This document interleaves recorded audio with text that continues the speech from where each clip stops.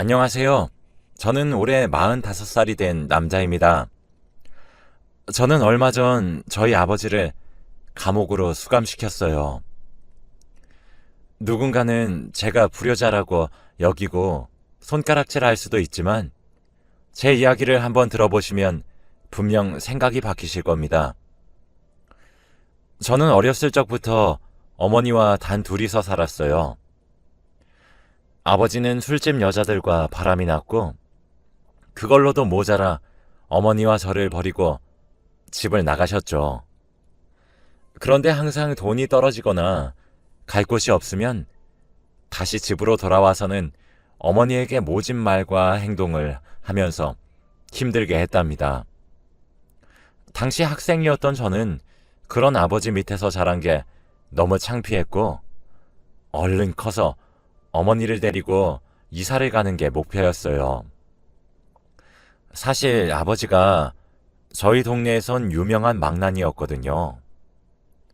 그래서 다들 저희 아버지와 눈이라도 마주치면 아버지와 시비가 붙으니 눈도 마주치지 말라고 할 정도였습니다. 그러니 다들 그런 아버지 밑에서 자란 저도 좋게 볼 리가 없죠.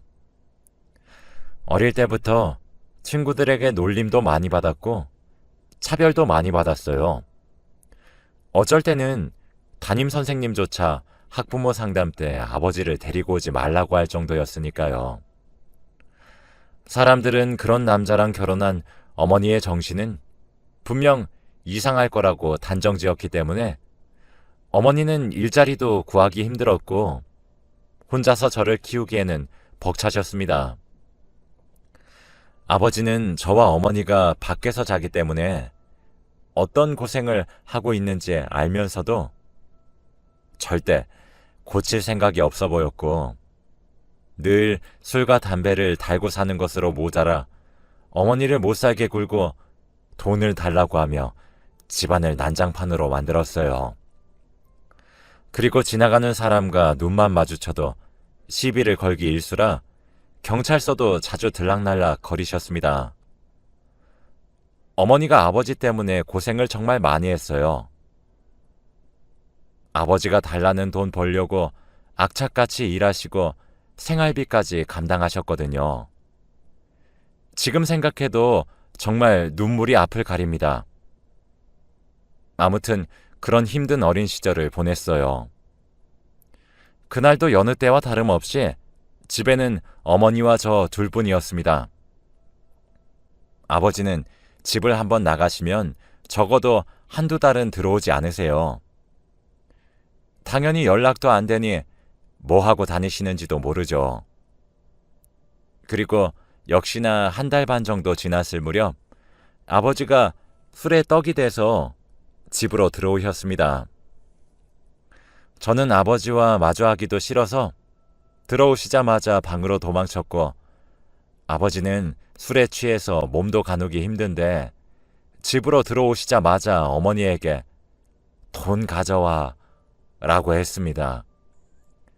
솔직히 매번 이렇게 어머니를 자신의 지갑 취급을 하고 돈을 가져가는 게 너무 당연하다는 듯이 생각하는 아버지가 너무 밉고 화가 났어요. 어릴 때는 저에게 아버지라는 존재는 너무 두렵고 무서운 존재였지만 저도 이제 성인이 다 되어가니 아버지가 너무 한심스럽고 별거 아닌 존재처럼 느껴지더라고요. 아버지가 돈 가져오라고 했을 때 어머니는 돈 없어요. 그만 달라고 해요. 라고 했고 아버지는 어머니의 말에 화가 잔뜩 나서 어머니께 폭력을 행사하셨습니다. 어디서 감히 하늘 같은 서방이 달라고 하는데 반항을 해? 당장 돈 가져와! 진짜 없다니까요. 정말 없어요. 저번 달에 남은 돈 싹싹 다 가져갔으면서 알잖아요. 저랑 아들은 뭐 먹고 살아요? 어머니는 이렇게까지 말한 적이 없었는데 정말로 돈이 없으셨는지 아버지에게 무릎을 꿇고 눈물을 흘리시면서 두 손을 싹싹 빌더라고요. 그러니 아버지는 집에 있는 살림살이 다 팔아서라도 돈 마련해 오라며 소리를 질렀습니다. 저는 그 말을 듣고 방문을 열고 뛰쳐나가서 어머니의 머리채를 잡고 있는 아버지의 손을 뗐습니다. 그러고는 아버지를 밀치고 집에서 쫓아내려고 했지만 순순히 물러나지 않으셨고, 어디서 하늘 같은 아빠를 밀쳐? 네가 엄마랑 사니까 버르장머리가 없어졌네. 당신 도대체 자식 교육을 어떻게 한 거야? 라고 하며 다시 엄마 탓을 했죠. 엄마는 혼자 주저앉아 울고 계셨고, 저는 그 모습을 보니 마음이 타들어가는 것만 같았습니다. 아버지, 나가세요, 당장. 그리고 다시는 저희 집에 오지 마세요. 그럼 신고합니다.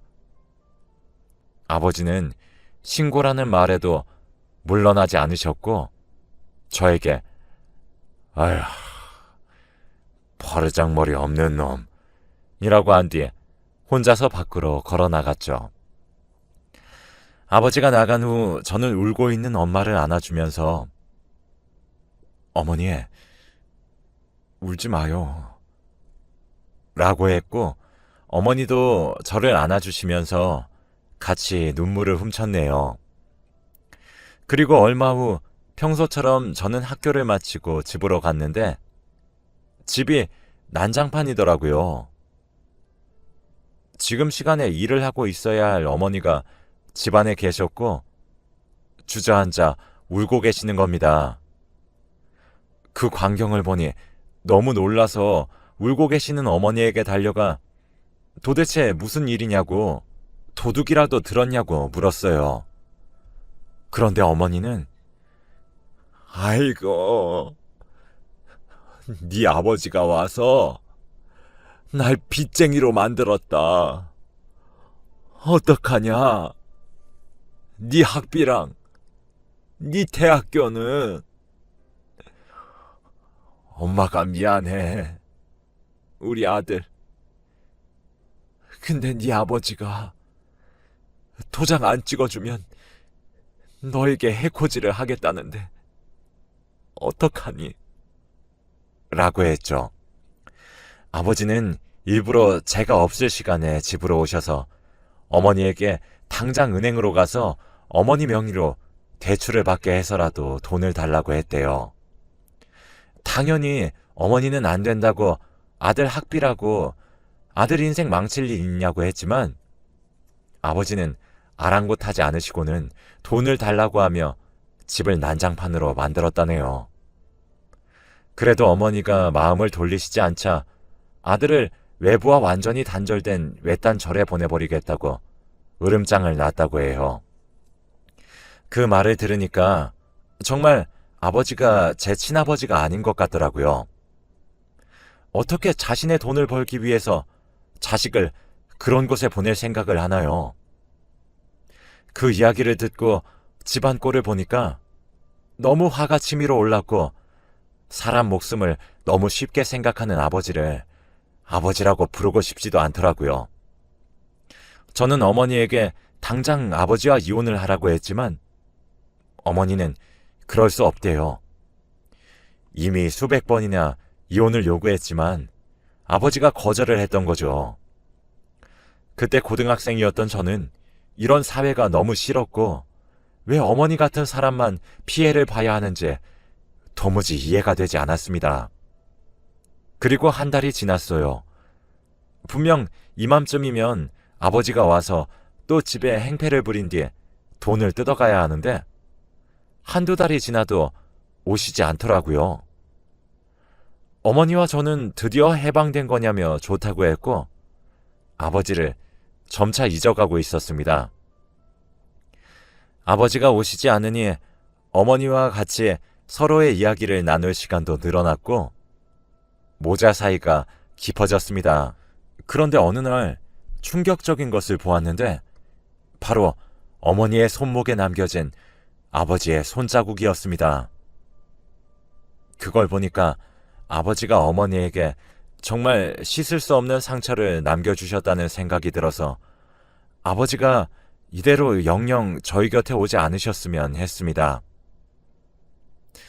저는 성인이 되었고 공부를 하고 싶어서 대학교를 가고 싶었지만 학비도 너무 비쌌고 저는 돈이 급했기에 바로 공장에 취업했어요.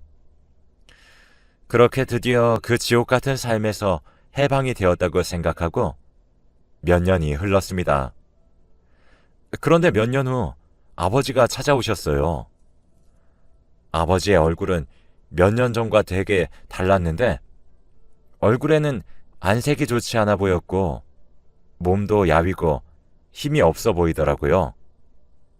그리고 술도 먹지 않고 담배도 피지 않으셨습니다.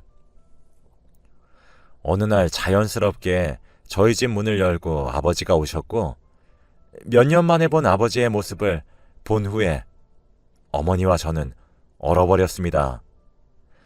그런데 아버지가 하는 말은 충격적이었습니다. 미녀가 네 아비가 간암이란다. 간이식 좀 해다오. 라고 하더군요. 매일같이 밥 대신 술과 담배를 지니고 살던 아버지가 간암에 걸리셨다고 하더군요. 그런데 안색을 보니 정말 아파 보였고 예전처럼 어머니의 머리채를 잡고 막말을 내뱉는 사람의 모습이 없으니 신기했습니다. 그리고 약간 마음이 아파오기도 했지요. 그런데 왜 제가 간이식을 해야 하나요? 솔직히 어렸을 때부터 아버지 때문에 놀림도 많이 받고 차별도 많이 받아서 졸업도 겨우 했고 그리고 무엇보다 어머니에게 씻을 수 없는 상처를 주었고요. 도대체 왜 제가 간이식을 해주어야 하죠? 저는 그래서 아버지의 부탁을 단숨에 거절했습니다. 아버지는 제 대답을 듣고 굉장히 놀라하셨는데 아마 제가 자식이니까 간이식을 당연히 해줄 줄 알았나 봅니다.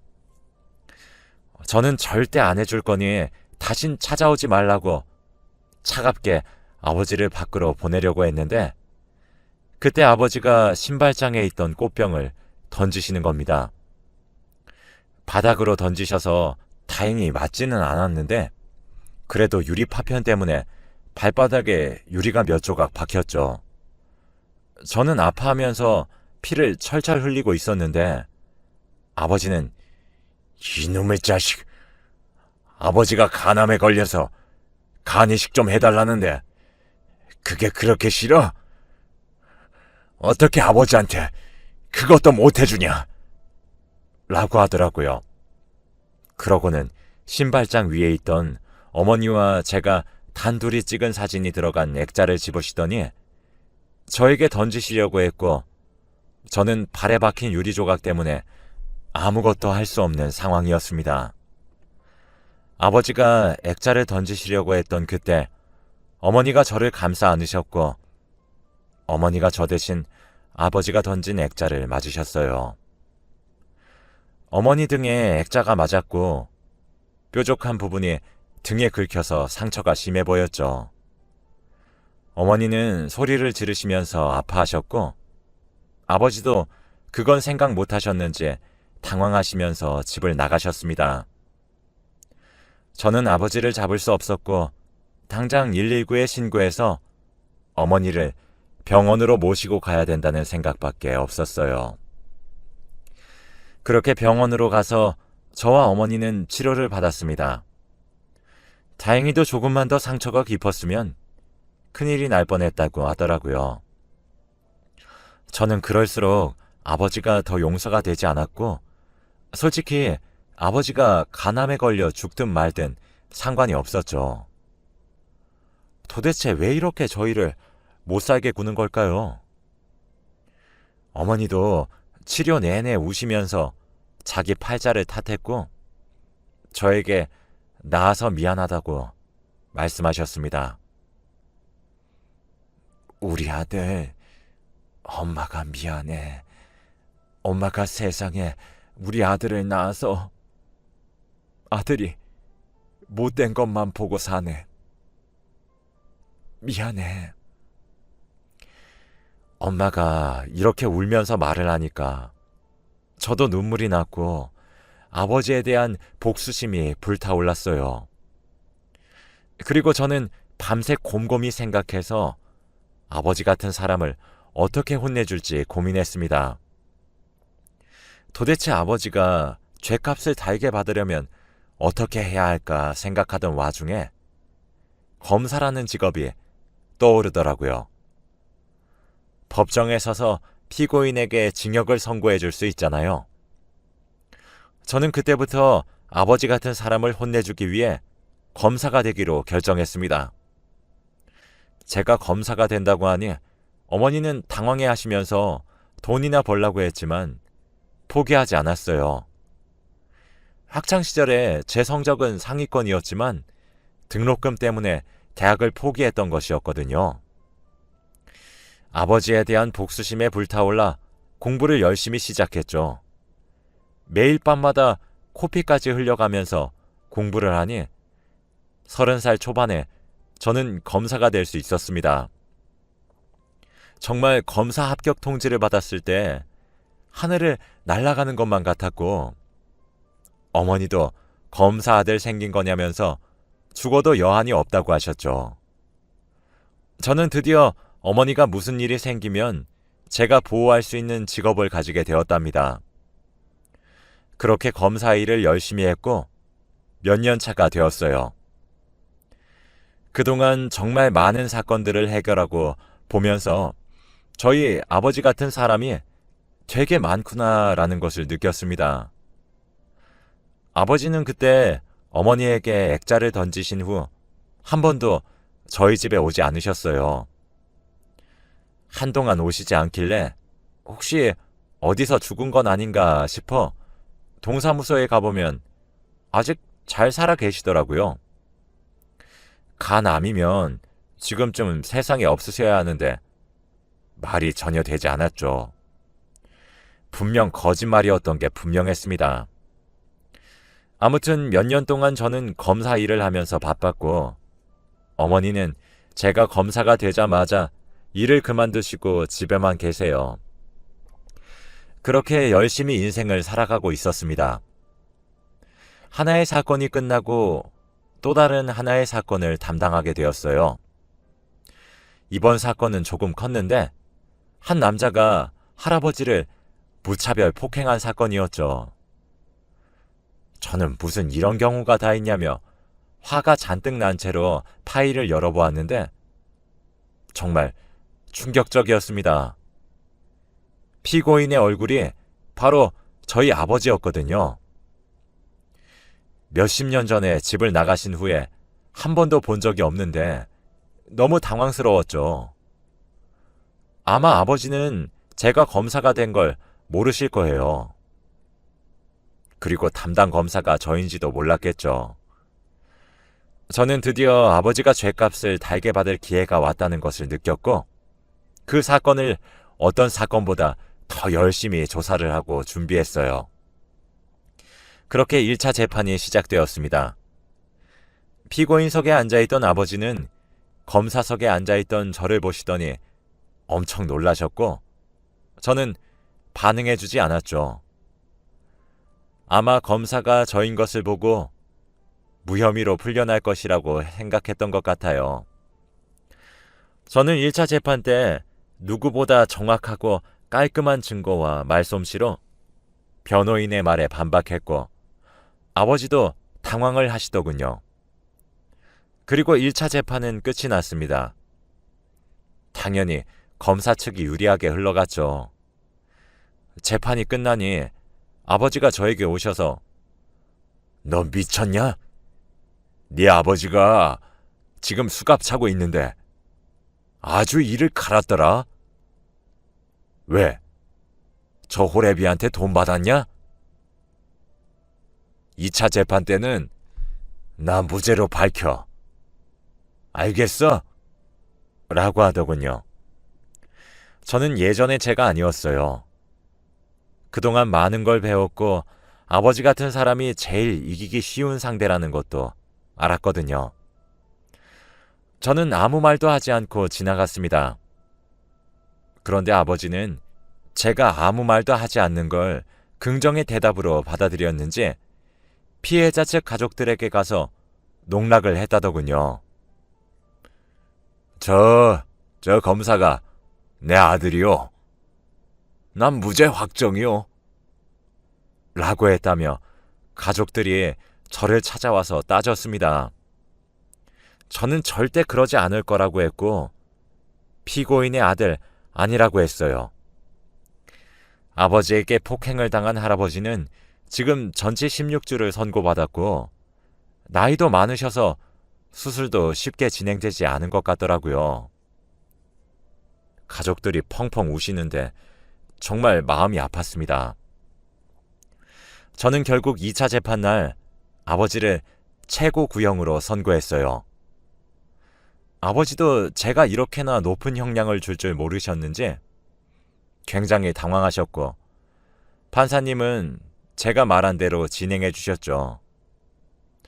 아버지는 재판장에서 나갈 때까지 소리를 지르시면서 너 이놈 어떻게 네 아비한테 그러냐? 라고 했고 저는 무시했습니다. 저는 그날 아버지에게 당한 모든 일들을 복수한 것 같았고 너무 통쾌했어요. 할아버지 가족들도 감사하다며 인사를 해주시는데 그 사건이 제 인생에서 가장 기억에 남는 사건입니다. 그리고 집으로 돌아가서 있었던 일들을 어머니께 다 말해주었어요. 어머니는 오랜만에 들은 아버지의 소식에 놀라셨고 혹시나 아버지에 대해 최고 구형을 선고한 게 화를 내실까봐 겁났는데 다행히 어머니는 잘했다고 칭찬해 주셨습니다. 그렇게 저와 어머니를 괴롭히시던 아버지는 죗값을 달게 받으시러 감옥으로 들어가셨고 저와 어머니는 진정으로 해방되었습니다. 당연히 어머니와 아버지는 진작에 이혼을 하셨고 저희에게 접근하지 못하게 하는 신청도 했어요. 어머니는 이제서야 자유를 만끽하시고 새 삶을 살고 계십니다. 매일같이 쉬는 게 적응이 안 된다고 하시면서 일을 해야 할 것 같다고 하지만 전 절대 일하지 말라고 합니다. 항상 아버지가 없으시면 언제 또 나타나실지 두려워하셨는데 지금은 그런 게 전혀 없으세요. 이제 어머니가 행복하셨으면 좋겠습니다. 마음의 상처도 조금씩 치유하고 있는 중이에요. 여러분들도 제 이야기를 들으시고 혹시나 제가 불효자라고 생각하시는지 궁금합니다. 제 이야기는 여기까지예요. 들어주셔서